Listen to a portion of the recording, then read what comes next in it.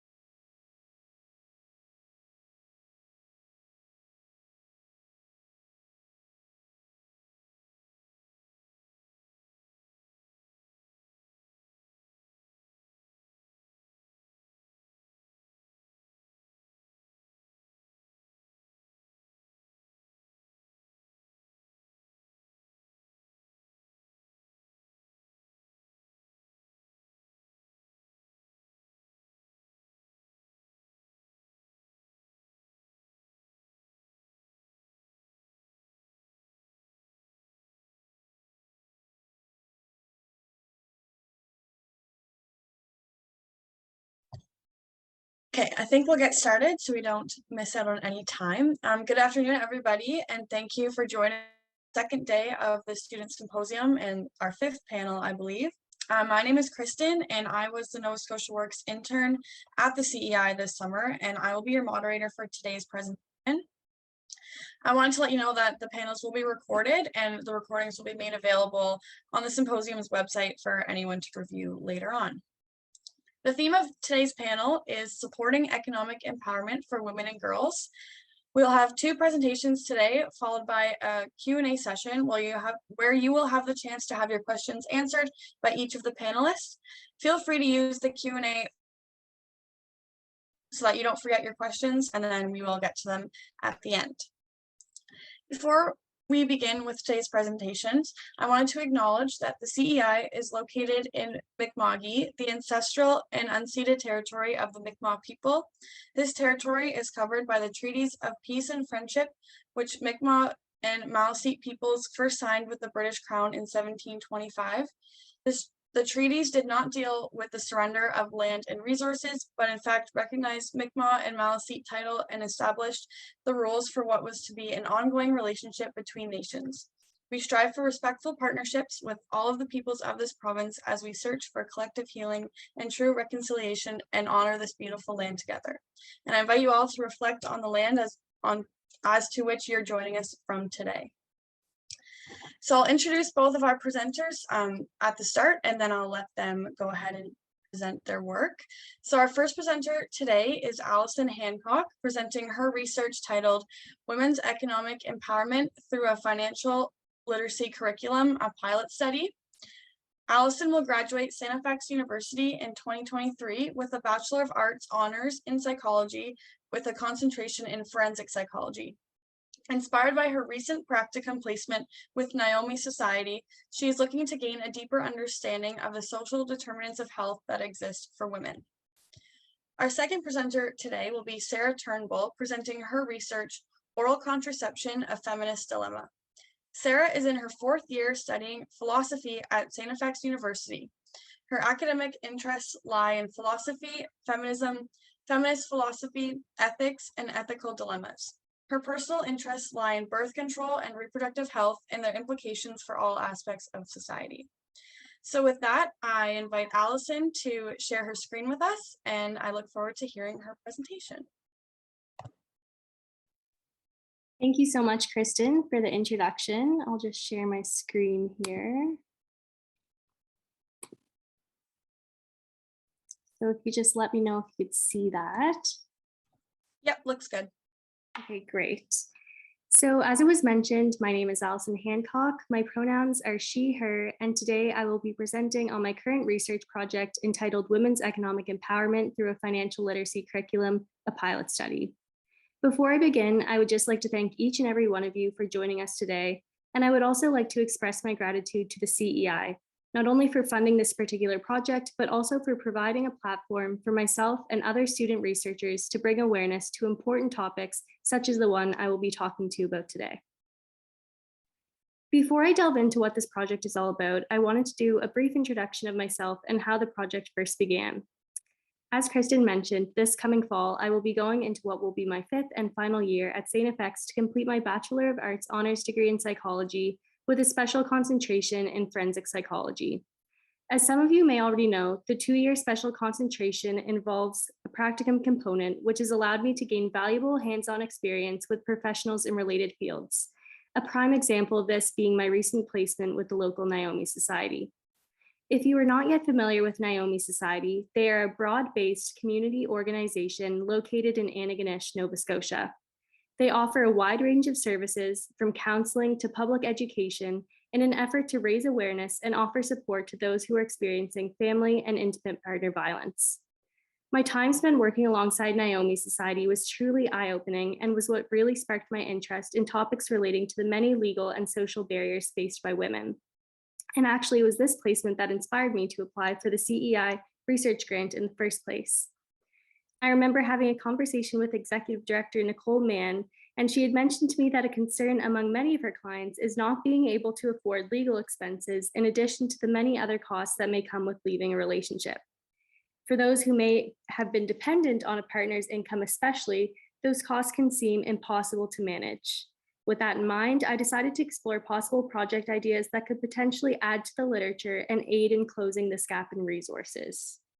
While it is unfortunately rather difficult to control the cost of hiring a lawyer or the cost of putting a child in daycare for the day, perhaps we can identify resources that have the capacity to help people in this position feel more confident in managing their expenses, so they don't seem as impossible. My hope was that I could develop a project to do just that, where the findings could help to provide useful information to community organizations such as Naomi Society and the clients they work with on a day-to-day basis. So just to go over a quick agenda of our time together today, first, I want to discuss what exactly financial literacy is and how it is a growing challenge both on an individual and macro level. That will segue into our next topic of discussion, which is the importance of financial literacy and more specifically, the critical role it plays in women's lives.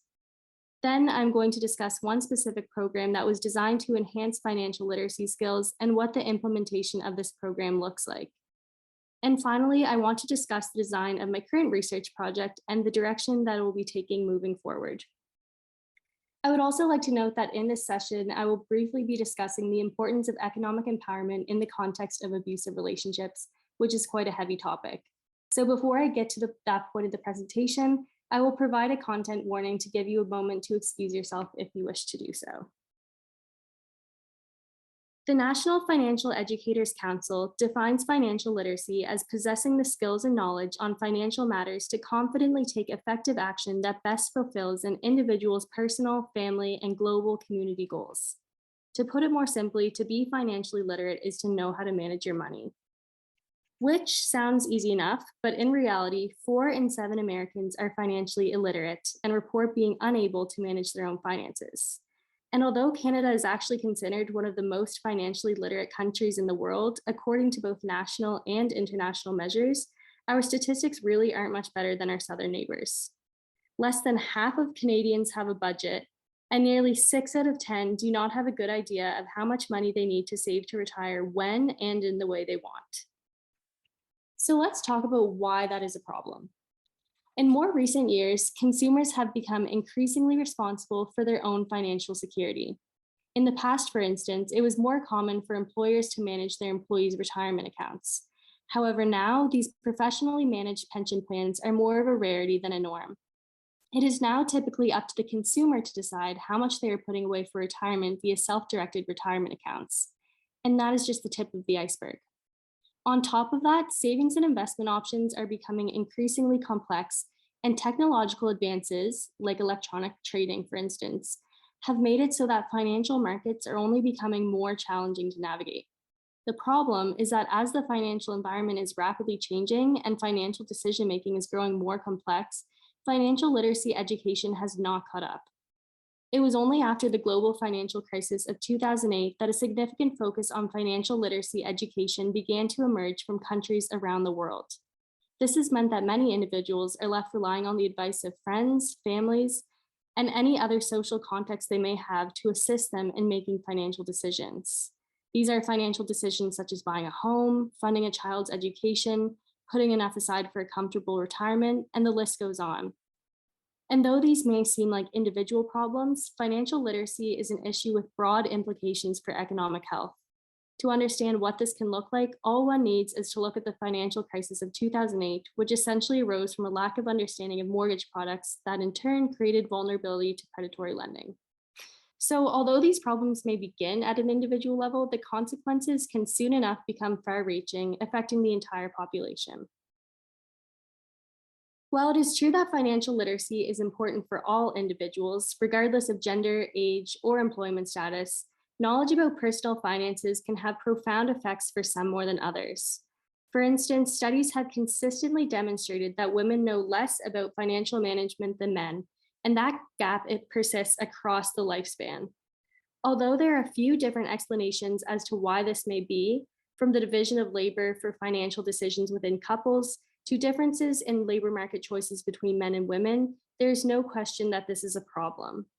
This is particularly concerning given that women often undertake a larger burden of domestic responsibilities than men, while still earning less in their careers, living longer, and regularly suffering more financially from divorce than men.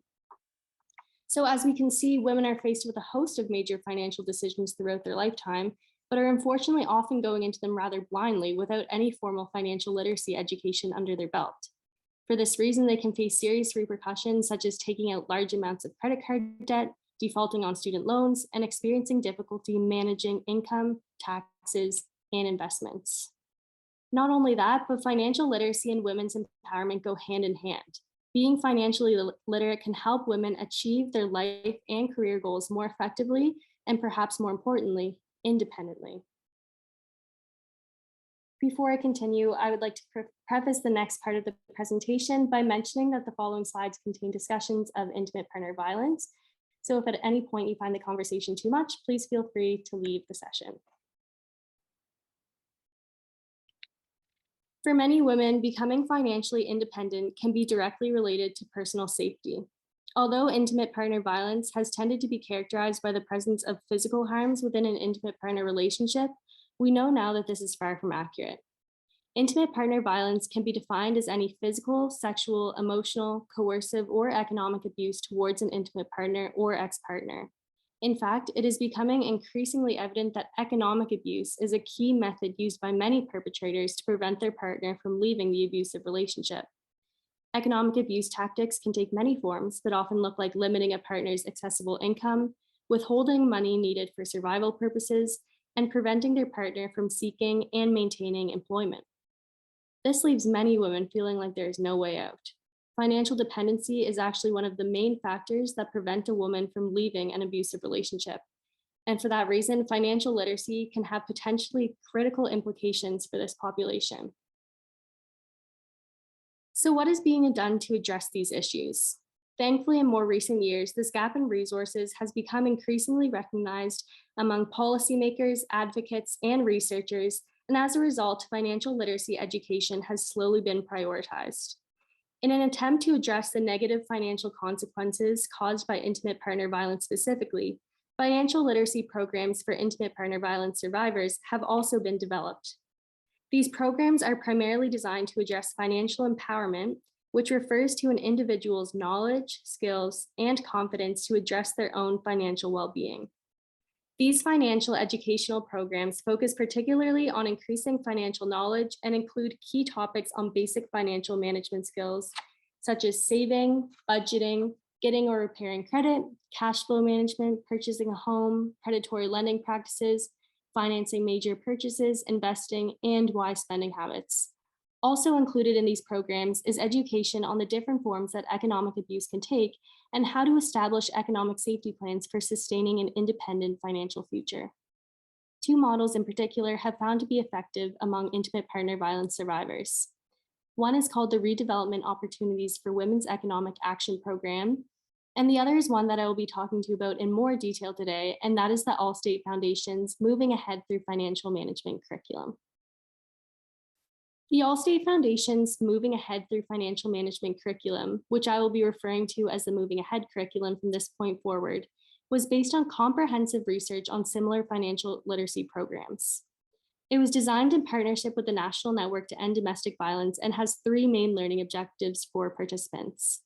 One, to learn the basic vocabulary and knowledge with regard to money, credit, and financial management. Two, to understand basic financial processes such as loan applications, filing for bankruptcy, and running a credit score. And finally, three, to learn what is needed to leave an abusive relationship. In an effort to make the evidence-based resource as accessible as possible, the curriculum was designed in a way that it could either be delivered by intimate partner violence advocates via training sessions or viewable online at any time to anyone who may be interested. To make the information more digestible, the curriculum is divided into 5 different modules, all of which are interactive, self-paced, and can be accessed anywhere with internet connection. So just to go over what those modules look like, Module 1 is called Understanding Financial Abuse. Module 2 is called Learning Financial Fundamentals. Module 3 is called Mastering Credit Basics. Module 4 is called Building Financial Foundations. And lastly, there's Module 5, which is called Long-Term Planning. Similar to existing financial education programs, there are very few evaluations of the Moving Ahead curriculum from the perspective of intimate partner violence survivors and whether or not the program is truly effective.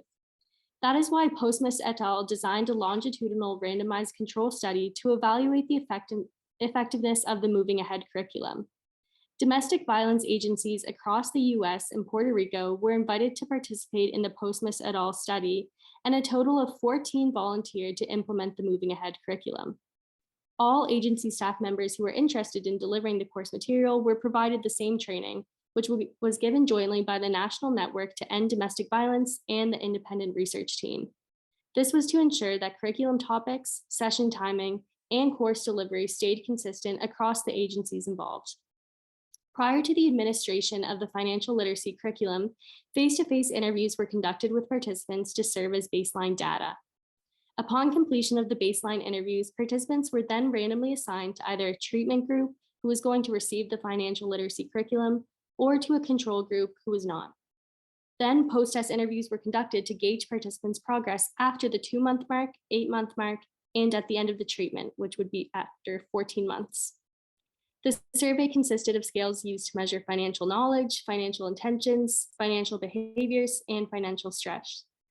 Findings of this study were promising. They indicated that while both the treatment group and control group made noticeable progress over time, the treatment group reported significantly better outcomes across all measures upon completion of the curriculum. Although the Postmus et al. Study yielded promising results, similar studies have not yet been done using the Moving Ahead online tool as opposed to an in-person delivery of the curriculum. Also not yet explored is the potential to reduce the number of modules delivered to achieve the same benefits. This has the potential to make the Moving Ahead curriculum significantly more accessible. And that brings me to my final point of discussion, which is my current research project and what will be my honors thesis this upcoming year.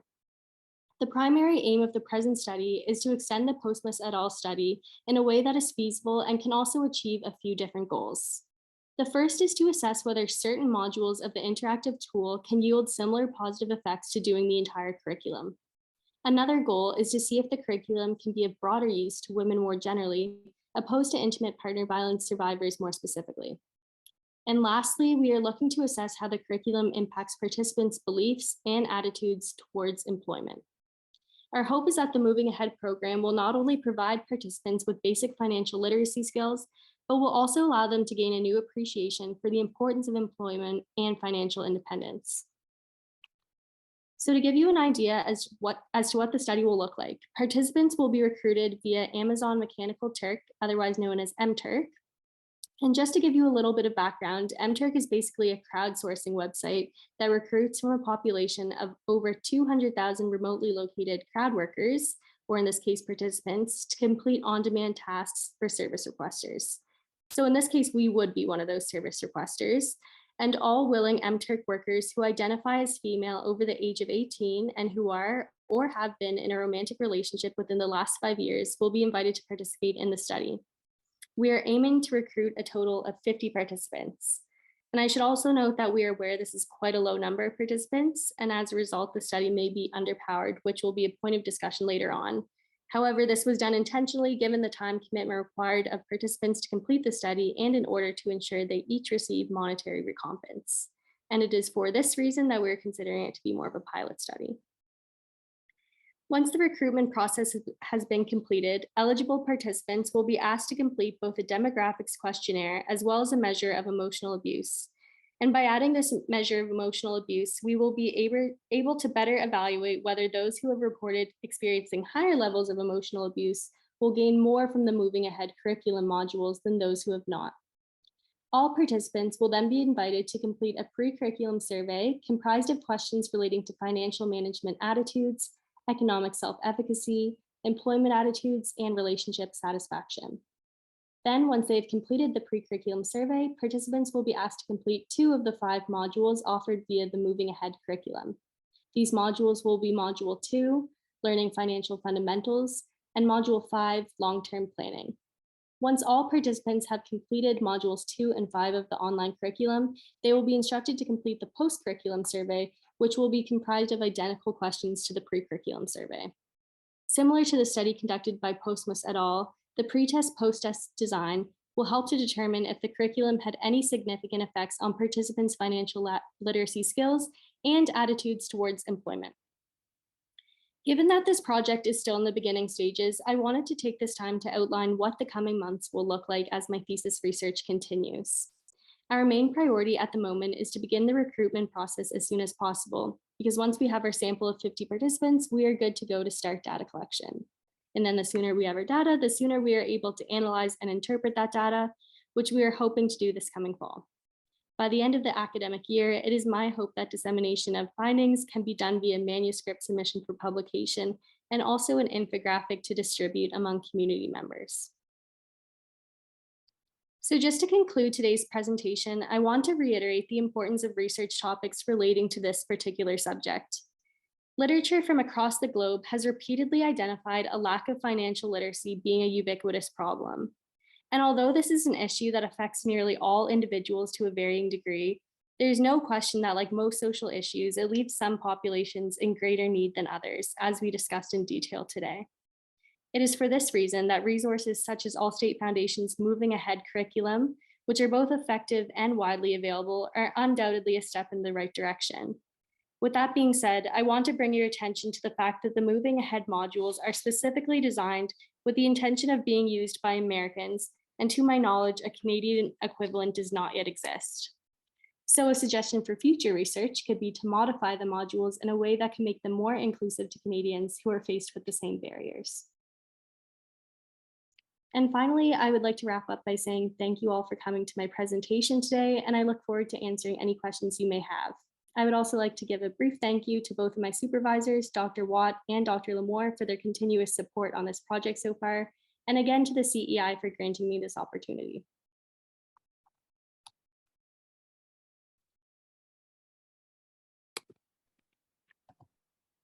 Thank you, Allison. That was amazing. So informing and definitely very important and needed research. So thank you so much for sharing your work. And if anyone has any questions for Allison, feel free to write them in the Q&A function. And then after Sarah's presentation, we'll get to them all. So I'll invite Sarah to share her screen and present her work with us.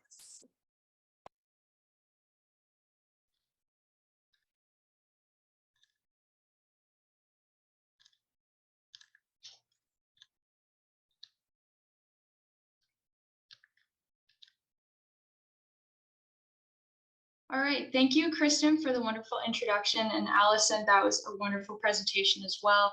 And I want to thank you all for attending and giving your time so generously. I'm very much looking forward to presenting my research to you. So let's get started. So I'll start off with a little bit of an introduction. My name is Sarah Turnbull. My pronouns are she, her. I'm originally from Hamilton, Ontario, but I found my way out to the East Coast, and it's been quite the treat. So my program, I'm going into my 4th year studying my honors degree in philosophy. And as Kristen noted, my primary interests lie in philosophy, feminism, and ethics. So today on the agenda, I'm going to present to you my research and then how this is going to connect to the symposium. My research primarily didn't surround the topic of the symposium, but there was a lot of really interesting things in there that I thought the connection could be drawn to the topic of the symposium. So I'm excited to show that to you. So I'll first start out with a little bit about my research. A little while ago, I had listened to a TED Talk given by Dr. Sarah Hill, and I became incredibly interested in studying birth control. I've heard many stories and I've had experiences myself from people with uteruses and their experiences on the pill, and a lot of them tended to sound very similar. A lot of drastic changes in mood, personality, various health problems, being put on the pill for things other than what it's actually intended for, mental health issues, and other things that are going to be discussed today. So I began to question oral contraception from a philosophical framework and a feminist framework. Questioning, is it ethical? Is it moral? Does it align with the feminist agenda? Does it subvert the feminist agenda? And based on this line of questioning, I came to a few conclusions, which I would like to share with you today. So first, I'll start out with my definition of feminism. This is a definition that I had constructed, but I would like to take you through past definitions as well and how it has come to this present definition. So feminism has been defined previously in a variety of ways throughout history.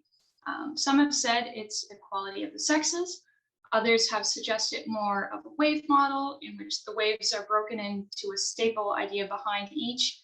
But there are problems with how it's been defined previously. So for instance, if you're considering the wave model of feminism, it doesn't really consider that marginalized groups have had to fight for particular things in addition to the struggles of being a woman. But the one thing that has pervaded the past and present definitions of feminism is systemic inequalities, and that women may be at more of a disadvantage in society, and even more so for marginalized groups. So if previous definitions didn't work, I wanted to find a new one, and one that would align better with my research. So as you can see on the screen, I would like to propose a definition of feminism that it's an intersectional movement that recognizes and acts on the systemic inequalities that women face. Now there's 3 or 4 bolded words here that you'll see. So my definition of feminism entails 3 conditions. The first one is intersectional. So feminism is a movement that does not prioritize one culture, ethnicity, or social status over another. It's rapidly changing, possesses a broad spectrum of rights, and has an international scope. It looks slightly different for women across cultures who have an added layer of identities, and these identities overlap. The second condition is recognizing and acting. So for feminism, it involves identifying the issues that women face and working to actively resolve them in society. And third, it involves the systemic inequality. So these disadvantages that were built into our system and society, things such as the wage gap and period poverty, and as discussed earlier. So moving on, this is going to segue into my discussion of oral contraception. Birth control in general is a behavior, a device, or medication used to prevent pregnancy. And oral contraception is just one form of this. There's 2 kinds of oral contraception. You can have progesterone-only pills, and as the name indicates, the main hormone that makes it up is progesterone. And the second kind is an estrogen and progesterone combined pill, which again, as the name suggests, has both of the hormones in it. They do something slightly different. I won't get into it, the nitty-gritty science details here, but both are typically taken for 3 weeks at a time, with the last week being low or no hormones to induce a menstrual period.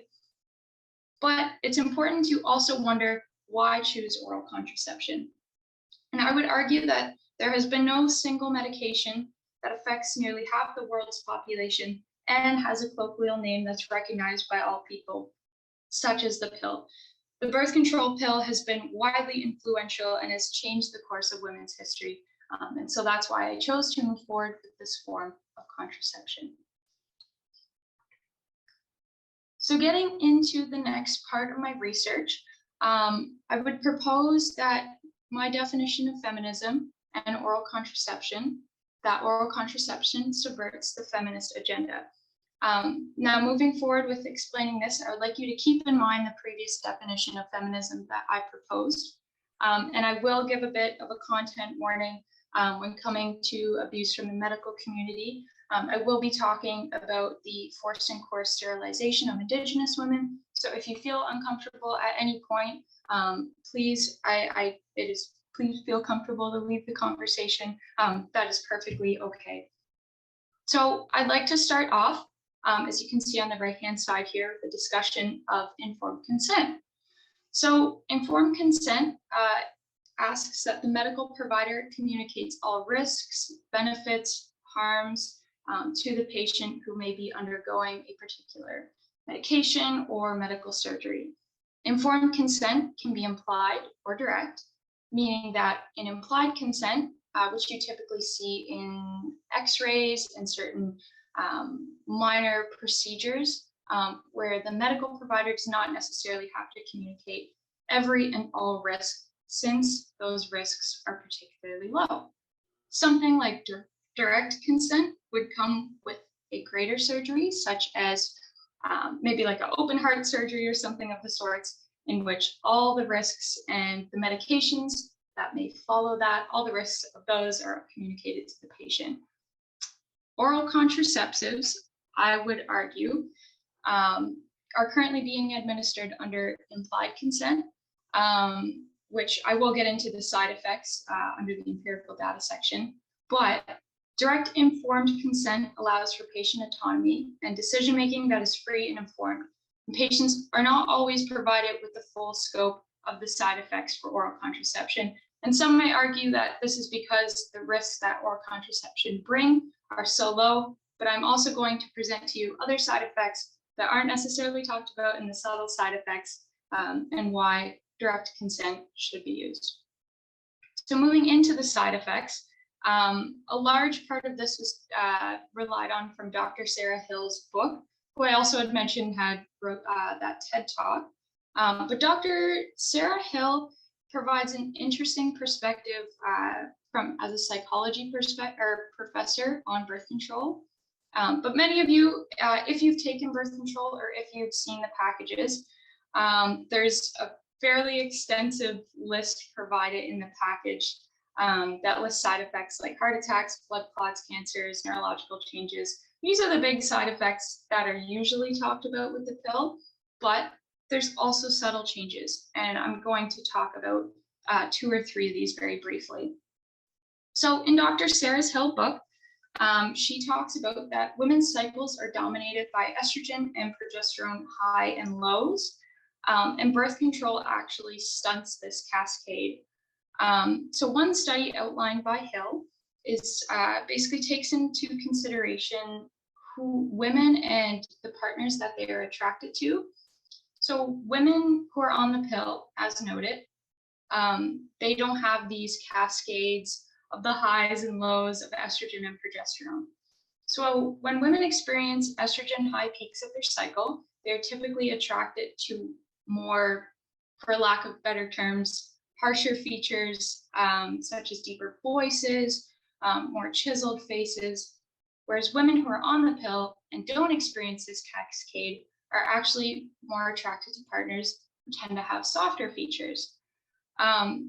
So what Hill had described is they took this study of women's partners and who they were attracted to, and they did a facial composite, and they found that women who are on the pill tend to be more attracted to partners with softer features. Correlation does not equal causation, but it is something interesting to analyze here. In another study, the cortisol responses in pill-taking women were analyzed. For those who don't know, cortisol is a stress hormone. It's released in people's bodies when they're stressed out. So when studying the cortisol response in pill-taking women, what was found is that it was blunted and almost to a nil. So lacking this cortisol response leads to a decreased ability to cope, learn, and adapt. And the brain doesn't necessarily flag events as meaningful, which leads to a more, per se, unstimulating world. As well, cortisol is also heavily connected to the immune system. So having this cortisol blunted response can lead to an immune system dysfunction. After talking about those side effects, I would like to as well talk about a bit of the history of oral contraception. So again, this is where the content warnings didn't come into play. So if you do feel uncomfortable with this topic, please feel free to leave the discussion. So with birth control, as mentioned previously, there are different kinds. So specifically, when discussing the abuse from the medical community, I'm looking at Depo-Provera shots, which are a form of hormonal contraception. And when Depo-Provera shots were released, they did not pass the Health Canada trials. What they had found was that it produced instances of breast cancer and breast nodules in the mice that they were tested on, so it was not deemed fit to release to the general population. In Canada, before it was approved for use, it was administered to Indigenous women, women of color, those with disabilities, and those living in poverty. The provinces mediated this administration to control the health of these marginalized groups. It was made disproportionately available to women of these groups and led to their forced and coerced sterilization. After giving a bit of background on my research, I am going to connect it to the topic of the symposium in the workplace. So I have talked pretty extensively about oral contraception and mentioned how it's used to treat things. That's not always the intention. And I'm going to draw this in through one aspect of reproductive health that I have analyzed in my research, which is endometriosis. And for those who may not know what endometriosis is, it's an inflammatory chronic pain condition in which endometrial tissue grows outside of the uterus. And similar to cancer, this tissue can migrate throughout the body. It affects up to 190 million people worldwide and can only be diagnosed through invasive surgery. So I have a little bit of some numbers and statistics here that I am going to talk about. So symptoms of endometriosis include vomiting, cramping, diarrhea, painful sex, infertility rates of up to 50%, and all of this can drastically impact the quality of life and can result in many missed days of work and school. On average, a patient can lose up to about 6.4 hours of work a month, and many indirect costs from these missed days of work and the reduced quality is thought to be about $16,000 a person. The diagnosis for endometriosis can range from about 4 to 11 years, and about 74.3% of people are typically misdiagnosed. It can often be brushed off as anxiety, IBS, or other intestinal issues, but it does take quite a bit of time to get to that initial diagnosis. But for anybody that's wondering, Halifax did actually just open up its first endometriosis clinic, which is fantastic. It is a great step forward for women's reproductive health. But the National Institute of Health currently allocates 0.038% of its budget to endometriosis. In the States, if this issue were to affect 11% of women, this is about $2 a person. And so for financial and economic burdens that is stated here, this nearly does not match what the damage could do. And the economic burden is estimated to be about $78 to $119 billion annually. And as it stands, oral contraception or invasive surgery is the only method to manage symptoms. There is no cure at the moment for it. Hopefully, that could be something that's researched, but this is something I'm going to get into in just a second here. So what does this mean for the symposium? Well, I would like to begin by examining all the countries in the world. So here is all 195 countries. You can see there's quite a few. We live in a big world, but these are the countries that have enacted policies surrounding menstrual days or menstrual leave, in which a person can take paid or unpaid leave if menstruating and symptoms are too severe. Most recently, Spain had enacted a policy that grants those with uteruses 3 days a month to have paid or unpaid leave if experiencing severe symptoms. And other countries with similar policies include Indonesia, India, Zambia, South Korea, China, Japan, Vietnam, and Taiwan. So what to take from this and what can we do moving forward? So first and foremost, enacting more workplace policies, specifically in Canada, that put those in uteruses in an equitable position should be on the forefront. This will enable a more successful employee while also promoting indirect causes like more hours worked and additional income. As well, more funding for research in women's health, but also those who have uteruses as reproductive health matters. And as shown earlier in the National Institute of Health, they only allocate a very, very, very small percentage of their budget toward this research. So I would propose that more funding for research be provided. And as well, the dilemma that I'm proposing is a two-pronged one faced with oral contraception and feminism. And birth control must be examined more closely. It has done a great deal to liberate women. It's allowed them to participate in academia, to enter into the workforce earlier, to have more control in family planning, and so much more. And we cannot get rid of birth control, but something must change to make it more beneficial for those with uteruses and to align with the feminist agenda. Knowledge is power, and that knowledge is meant to empower women. And the aim of my research is just that, is to assess birth control and what can we do to make it better. So here, if anybody's interested, these are just a few of the resources that I have used throughout my research. There's quite a bit more, but please feel free to send me an email if you're interested to read any of these or to access them. And I would like to close with just a few thank yous here. I would like to thank my incredible supervisor, Dr. Leveda Dunford. She has been absolutely incredible working with me and helping me sort my thoughts through, as well as Dr. William Sweet. I would like to thank Dr. Richard Eisnor and the SANEFX Research Department for funding for this project. It's still only in its baby stages, but I'm hoping that at the end of this year, I will have a really amazing project to present. I'd like to thank my friends and my family and my partner as well for constantly supporting me on this journey and always pushing me to be the best that I can. So I'll close it with a thank you again to all of you for giving your time so kindly and listening here.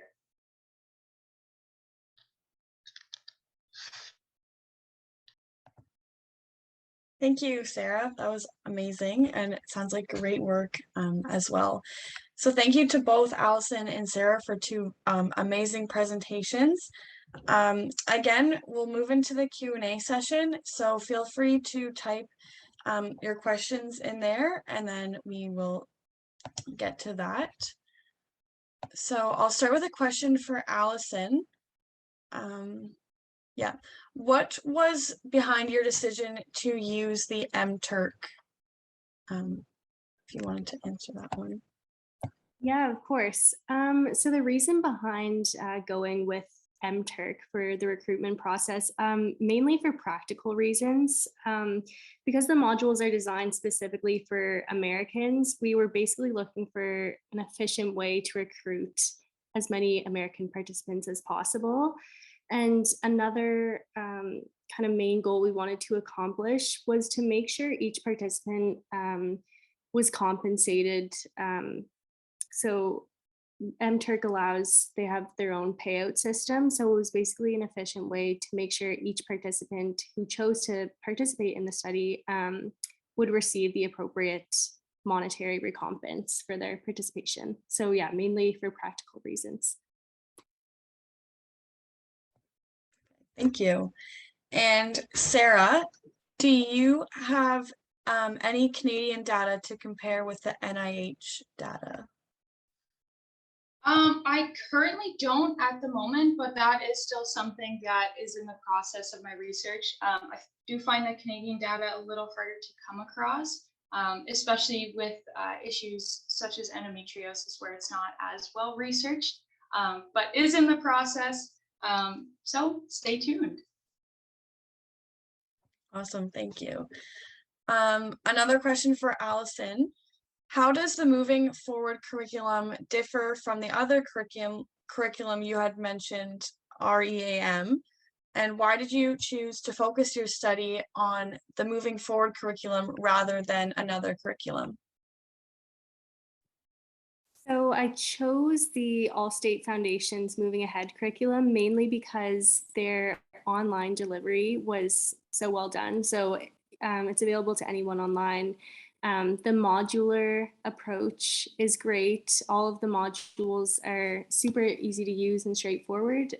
Whereas I believe the Redevelopment Opportunities for Women's Economic Action Program, I believe that's an in-person delivery only, and that's more regional. So I think that's located in St. Louis in the States. So yeah, I just liked how the Allstate Foundation's program was a bit more accessible. Thank you. And for both of you, if you wanted to share what has been the most surprising or the biggest takeaway from your research so far this summer, take turns. Allison, if you want to go first, take it away. Sure. I think one of my biggest realizations was as I was kind of talking to, peers and even family members about this project, it was not only is financial literacy obviously an issue for women, but across the board. Like I know I was fortunate enough to have a investment in finance class in my high school, but in talking to a lot of people, I don't think that's an option in a lot of high schools. So it's just interesting to see, obviously, like curriculum such as the Moving Ahead modules is a great start, but I think we still have quite a long way to go. So that was pretty surprising to me.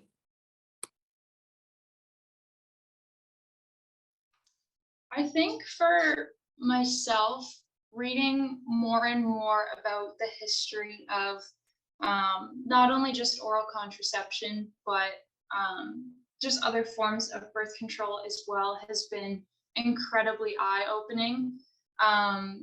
It's really like my research is coming from a standpoint of something to empower those with uteruses, and I think that educating more people on the history of birth control, especially the abuses that have been forwarded and promoted by the medical community throughout history about it, I think is really important to know. And that's definitely been the most eye-opening aspect for me. Awesome. Thank you so much for your answers. I'm not sure if anyone else has any questions. I'll maybe give another minute or so if people have anything else they want to ask, either Allison, Sarah, or both.